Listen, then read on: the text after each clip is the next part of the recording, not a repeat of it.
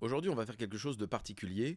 Je vais lire une conversation que j'ai eue avec quelqu'un qui m'a posé la question de quelle mécanique de réflexion j'avais, moi qui en parle souvent, parce que nous n'étions pas d'accord sur son postulat très tronqué et biaisé, notamment sur Dubaï, une ville dans laquelle je réside. Alors je vis entre les Émirats Arabes Unis, la France, j'ai également un chez moi en Corse où je vais dès que je le peux, et je voyage beaucoup, mais c'est vrai que j'ai pris la décision de partir là-bas pour tout un tas de raisons très pragmatiques qui sont d'être là où je dois être versus là où je veux fondamentalement être, parce que dans la vie, quand on veut changer un système complexe, on le change de l'intérieur et non pas de l'extérieur en jetant des cailloux sur le train à grande vitesse de la mondialisation ou peut-être de l'ultra-capitalisme ou de n'importe quoi qui t'agace d'ailleurs. Et j'ai tellement compris ça qu'au moment opportun, j'ai fait un mouvement, j'ai pris une décision qui est celle de m'expatrier parce que j'en avais peut-être un peu assez qu'à certains endroits, on se torche alternativement avec mes droits ou avec mes impôts.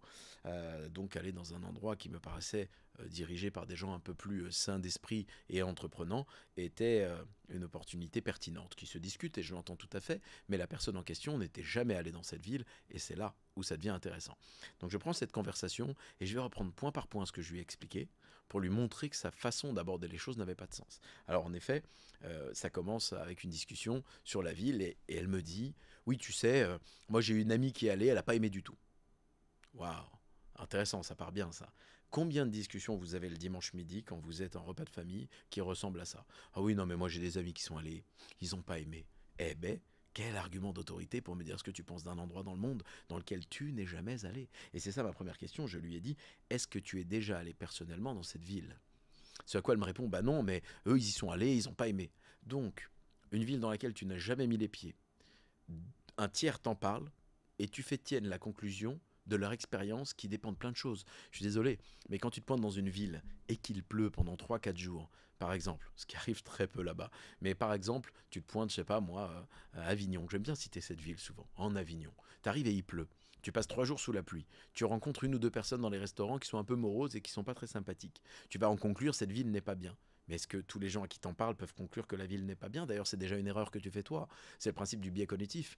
Ton volume d'expérience, je dirais ton petit panier d'expérience, c'est 3 jours et c'est 2 restaurants. Donc 100% de ton expérience, c'est ça. Et tu prends ces deux occurrences pour en faire une règle. Mais il y a plusieurs dizaines de milliers d'habitants là-dedans. Tu te doutes bien que ça va peut-être un peu plus loin que ça. Et pourtant, c'est le genre de raccourci intellectuel que l'on fait tout le temps. Donc la première question que je lui pose, c'est es-tu déjà allé personnellement dans cette ville? Réponse non. Pourtant, tu t'octroies le droit dans une conversation de donner ton avis. Mais c'est très grave ça. C'est-à-dire que on vit dans une société, on aime la liberté. Comment? La liberté d'expression, j'en suis un plus grand promoteur que beaucoup de gens. Donc je vais sûrement pas aller contre ça. Mais ce que ne comprennent pas les gens sur la notion même de liberté, et pas seulement de liberté d'expression, c'est que ce qui la suspend, comme n'importe quel droit, ce sont nos devoirs, des devoirs de citoyens, des devoirs d'être humain, des devoirs de bon sens, mais également la responsabilité qui est corrélée, qui est en parallèle ou conséquente à cette liberté. Être libre, ce n'est pas faire ce que je veux quand je le veux. Ça, c'est une vision complètement édulcorée de la réalité. Être libre, c'est savoir que je peux faire, mais que j'accepte malgré tout en conscience de mettre des bornes et des limites, comme un stop sur la route, qui n'est pas la même chose qu'un céder le passage, ni même qu'une priorité à droite, et de m'arrêter en conscience. On ne me force pas. On m'explique que c'est un intérêt pour moi pour éviter que je me fasse écraser par un camion. Bon, bah du coup, je m'arrête, je marque concrètement l'arrêt, je regarde à gauche, je regarde à droite, puis je traverse l'intersection et je le fais en conscience. Je suis libre de m'arrêter, je suis libre de redémarrer et je choisis cette position et ce code de la route auquel j'adhère, tout comme on a créé d'ailleurs l'état de droit pour faire société ensemble, parce que je comprends que c'est mon intérêt en tant qu'être humain. Mais la liberté, ce n'est pas de dire, ah ben moi j'en ai rien à faire, le stop, je le prends pas, moi je suis libre, je fais ce que je veux. Dans la réflexion, la conversation et l'échange intellectuel, le fait de griller le stop, c'est le fait de me donner une réponse avec une opinion sur une ville où t'es jamais allé par exemple. C'est une insulte en intelligence, ça n'a rien de productif, ça n'est pertinent en rien et ça ne fait que créer des schémas de conversation très agaçantes et chez des gens qui ne savent pas le gérer, des énervements ou des disputes. Et tu peux t'éviter ça en arrêtant de t'exprimer sur tout. Pas parce que tu as le droit. Non, moi j'ai le droit de m'exprimer sur n'importe quoi, mais très souvent quand vous me questionnez, et vous le savez si vous me suivez sur Instagram, quand vous me posez des questions sur les stickers, on fait ça une fois par mois à peu près, eh bien je vous réponds toujours je ne suis pas légitime pour te dire ce que je pense de ce sujet, donc je vais m'abstenir de te répondre. Et je te fais peut-être une recommandation, on va suivre cette personne-là. Et à chaque fois, ça surprend. Parce que les gens pensent sous le prétexte que tu t'exprimes plus ou moins correctement et de façon fluide, que tu es omniscient, omnipotent, que tu as réponse à tout et que tu devrais pour une raison que je ne comprends pas, savoir répondre à n'importe quoi. Ce n'est pas mon cas. Donc il ne faut pas que ce soit le tien non plus. Donc déjà, on passe du temps là-dessus parce que le fameux est-ce que tu es déjà allé dans cette ville? Réponse non. Ça se pose là, c'est compliqué. La deuxième chose, et je lui ai demandé, est-ce que tu as déjà passé au moins 1 heure ou 2 à t'informer sur des éléments fondamentaux sur la ville en question? Oui, parce que finalement, toi qui te permets d'en parler souvent, parce que c'est une personne qui est connectée à moi et donc qui a souvent ce sujet, ça revient sur la table. D'ailleurs, très fréquemment, je sais pourquoi les individus taquinent sur ce genre de thématique, parce que lorsque vous êtes un peu dans la lumière, vous mettez en exergue à quel point ils sont dans l'ombre et ils ne font pas ce qu'ils ou elles devraient faire par et pour eux-mêmes afin de changer. Et c'est plus facile de critiquer votre réinvention que de travailler sur la leur, bien évidemment. Je sais ce qui se cache derrière et c'est pas forcément malveillant, c'est qu'en fait ça les rassure et ça leur permet de dormir la nuit. C'est très dur d'affronter la pleine conscience de soi et de ce qu'on ne fait pas alors qu'on devrait le faire. Donc je comprends tout ça. Et comme j'ai un peu d'empathie, que je suis magnanime, je ne lui parle pas mal. Mais je me défends quand même, afin surtout de l'aider, non pas de gagner. On est là pour résoudre une équation. J'ai toujours une logique complice. Et je lui dis, je te propose un autre angle de lecture en te posant des questions. Et souvent, ça résout beaucoup de choses. Donc, je lui ai demandé si elle avait pris 1 heure ou 2 pour converser. Et je lui ai dit, est-ce que tu serais capable de situer Dubaï sur une carte? Oui, parce que crois-moi, que 90% des gens qui écoutent, et j'ai bien dit 90, je l'ai fait le test empiriquement avec des dizaines de personnes autour de moi, quand je leur demande de situer Dubaï sur une carte, ils ne savent pas. Ensuite, je leur demande quelle est la différence entre une monarchie absolue, un sultanat, comme à Oman par exemple, qui n'est pas du tout la même chose qu'une monarchie, qui n'est pas du tout la même chose qu'une démocratie. Est-ce que tu sais ce que c'est qu'un émirat? Combien il y en a d'ailleurs?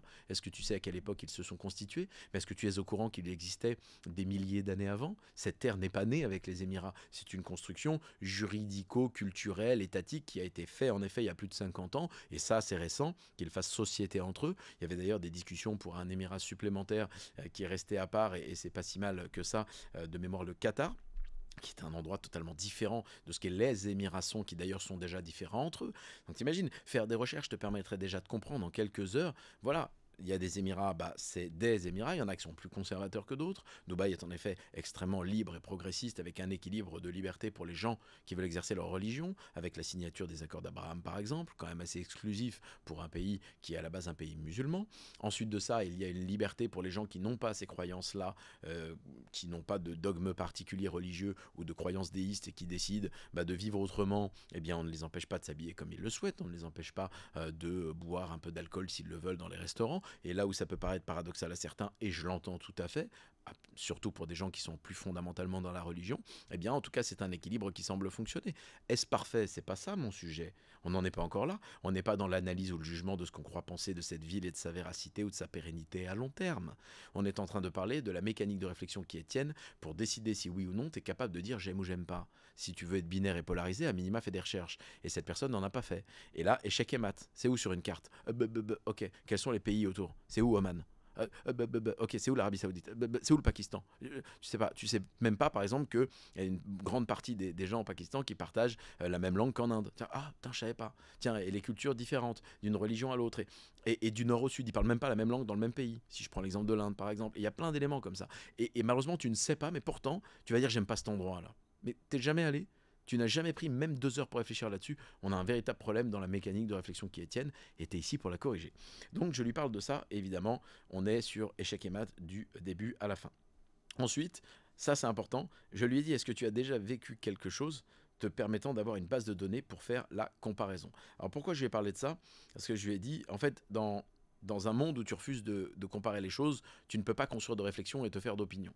C'est-à-dire que si tu n'as jamais voyagé, et la personne avec laquelle je conversais sur ce sujet a très peu voyagé, tu n'as pas d'éléments de comparaison. Donc en plus de ne pas y être allé, en plus de ne pas avoir fait de recherche, tu n'as pas vécu d'immersion dans d'autres pays assez longtemps pour te dire tiens, la manière dont cette immersion est versus celle que j'ai vécue avant, c'est quand même vraiment différent. Tu n'as pas de base de données. Et quand tu n'as rien dans ta base de données et que tu es en face de quelqu'un qui voyage régulièrement, qui a pris 41 ou 42 avions l'an dernier, qui a été en Amérique du Nord, en Amérique du Sud, au Canada, au truc, au machin, qui est à Prague, qui vit aux Émirats, qui est parti en Jordanie, tu à un moment donné, tu peux peut-être te dire, je suis quand même en face de quelqu'un qui a une base de données démesurément plus élevée que la mienne.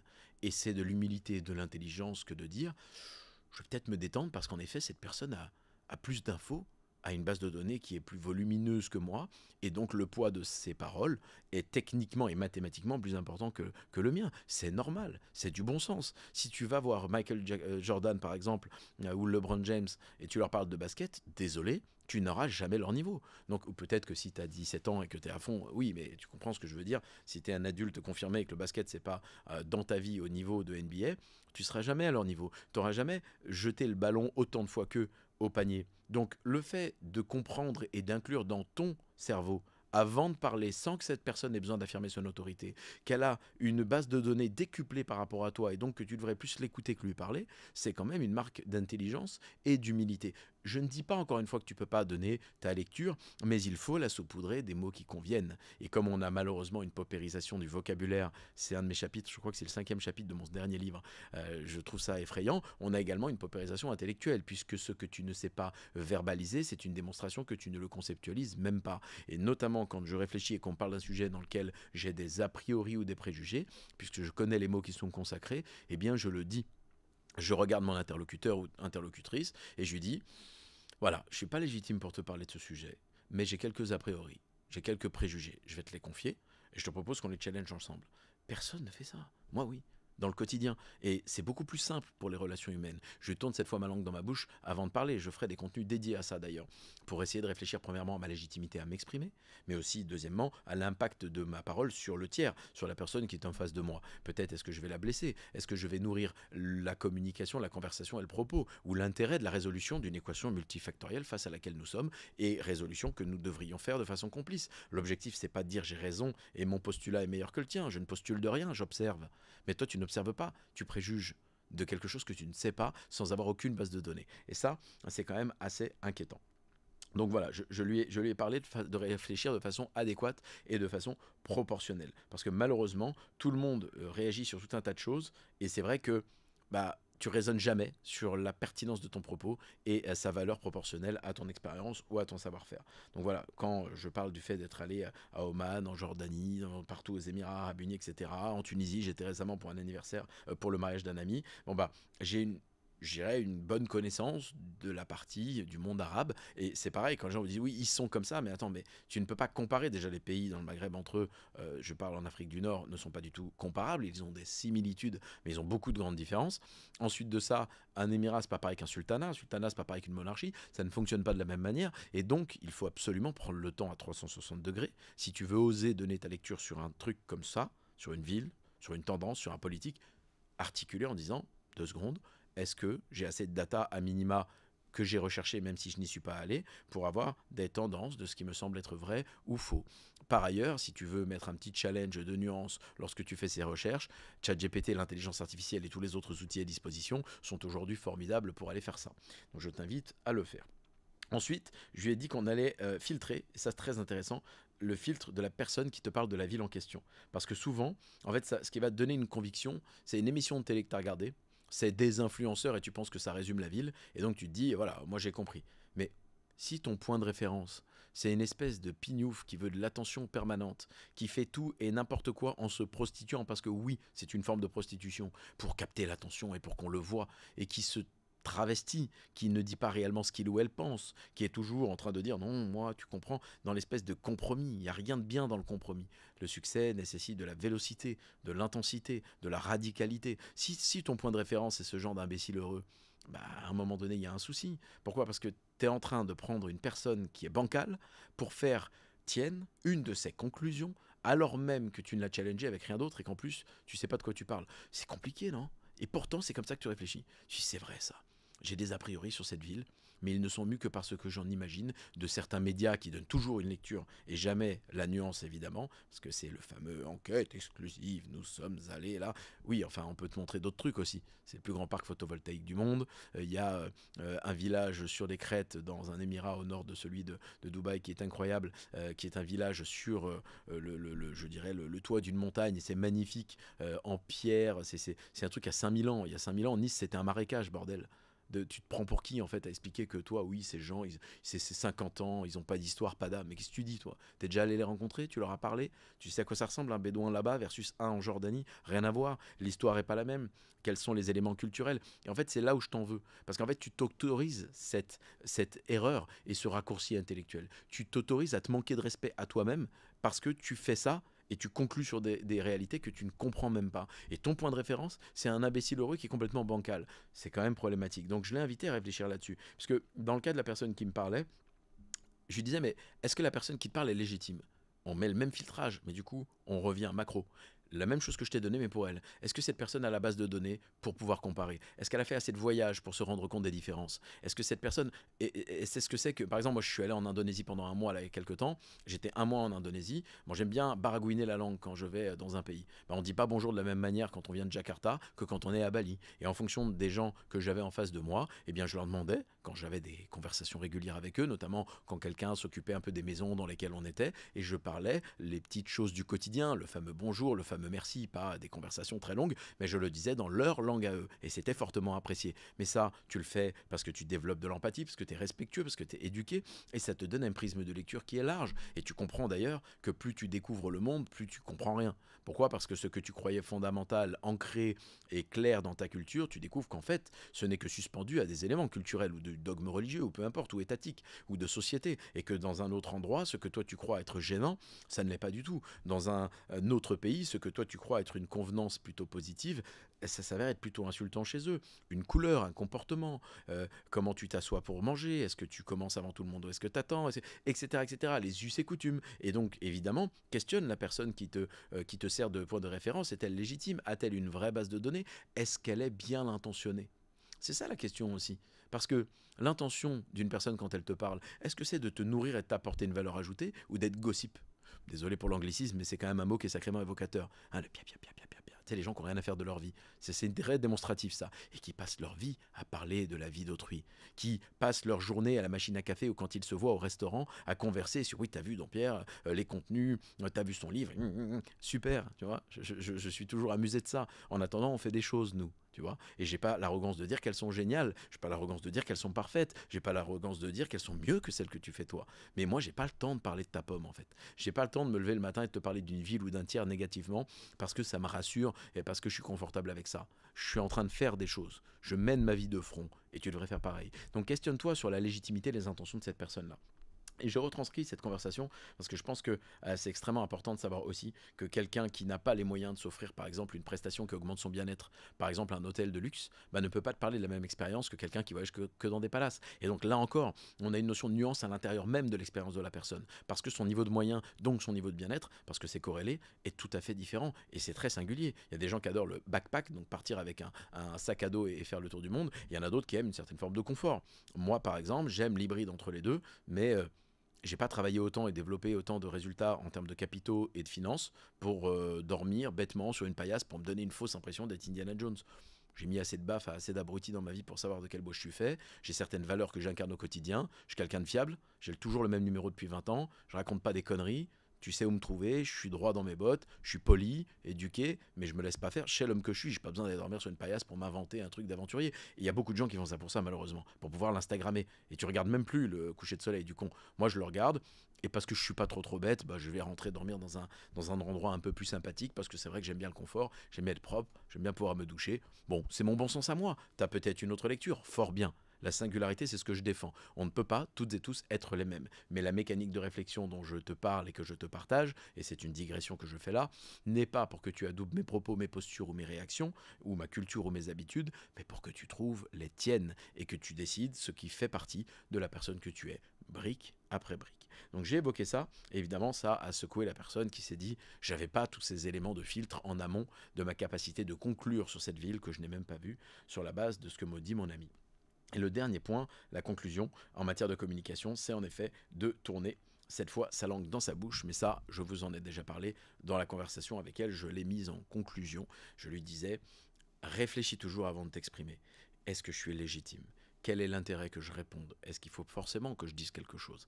Est-ce que mes paroles vont blesser la personne? Est-ce que je m'apprête à le dire dans une forme qui est arrogante et blessante pour rien? Ou est-ce que je vais converser parce que je vois qu'on a un truc à résoudre ensemble et je rends la personne en face de moi complice de la résolution de cette équation? Est-ce que je viens ajouter un propos à la conversation parce qu'il nourrit la mécanique de réflexion et la résolution de la problématique? Ou est-ce que je suis juste en train de me prouver à moi-même que j'en sais mieux que les autres et d'étaler ce que je crois être ma culture pour finalement montrer que moi j'ai des réponses et moi j'ai raison? Est-ce que c'est ça ton intention, ou est-ce que finalement tu as pris le temps calmement de te dire, là on a une conversation, ok, bon bah je vais rajouter la mienne. Et si je te dis ça, c'est parce que dans la vie privée, et ça étonne souvent les gens qui me voient, je suis pas dans le rapport pédagogique à longueur de temps. Moi j'ai une règle très simple, si jamais tu me demandes pas d'aide, je vais pas t'en donner. Je suis qui moi pour interférer dans ta vie et te résoudre un problème que tu n'as pas énoncé? C'est hyper irrespectueux, c'est ce que font les prosélytes. Et je ne fais pas ça. Je suis pas là à table en disant oui, tu devrais manger ci, ça, tu fais ce que tu veux. Par contre, si la phrase d'avant, tu m'as dit que tu voulais perdre des kilos, et je te vois en train de bouffer n'importe quoi, je vais te faire une réflexion qui va pas te plaire. Et je vais t'expliquer pourquoi la cohérence est importante et pourquoi moi je respecte les êtres humains qui sont cohérents. Par ailleurs, si tu es mon ami et que tu as ce genre de pratique, il y a moyen que tu sois plus dans la case ami, mais relation. Et tu ne sais pas le nombre d'individus au passage, parce que j'ai ces mécaniques de filtre, qui sont dans mon cœur mais plus dans ma vie. Simplement parce que j'aime les pizzas, j'en mange pas matin, midi et soir. C'est la même chose pour tout un tas d'individus qui ont une façon de fonctionner et des attitudes qui ne m'apportent finalement rien, voire même qui me tirent vers le bas. Il est hors de question que je laisse des gens chier sur mon temps comme ça, tant je l'aime, parce que c'est un stock limité, et je vais le rappeler tant que je le peux. Quand tu perds une demi-heure à m'écouter, tu ne la récupéreras jamais. Alors que si tu perds 1 000 € aujourd'hui, tu peux en gagner 10 000 demain. Donc c'est un flux qui n'a rien à voir. Mais le temps, c'est un stock limité. Et donc il faut que tu le respectes et que tu l'estimes. C'est plus important pour toi d'offrir 30 minutes de ton temps à quelqu'un comme tu viens de le faire là, que de passer, je dirais, 3 prestations de 100 € que tu dépenses et pour lesquelles tu n'es pas content parce que le coach n'a pas fait ce que tu voulais.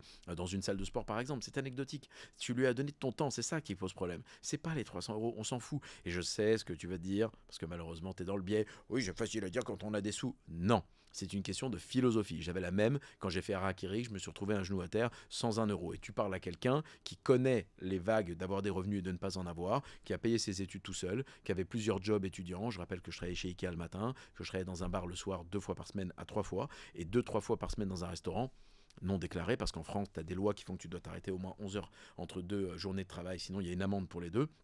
Et je le faisais avec des études d'ostéo qui me prenaient du temps, que j'ai payé seul. Je sais ce que c'est. J'avais un syndrome qui m'amenait à avoir peur d'ouvrir la putain de boîte aux lettres. Je sais ce que c'est.